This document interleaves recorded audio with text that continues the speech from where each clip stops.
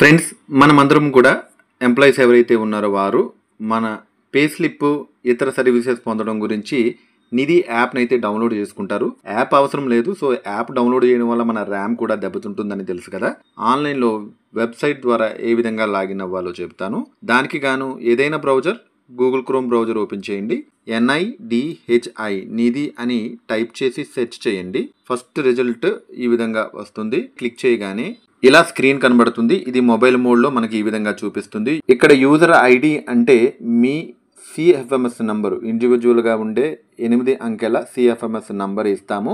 Go పై click చేస్తాం. వెంటనే మీ ఆధార్కి link అయిన మొబైల్ నంబర్కి, రిజిస్టర్డ్ మొబైల్ నంబర్కి OTP వెళ్తుంది. సో నాకు టెక్స్ట్ మెసేజ్ వచ్చింది చూడండి. ఇక్కడ పాస్వర్డ్ మనం పెట్టుకున్నది సైన్ ఇన్ పై క్లిక్ చేస్తాం. మన ఇండివిజువల్ CFMS ఆన్లైన్ అకౌంట్లోకి అయితే లాగిన్ అయ్యాం. ఇంటర్ఫేస్ ఈ విధంగా ఉంటుంది. ఇక్కడ నుంచి మనము అన్ని సర్వీసెస్ పొందుతాం అనమాట.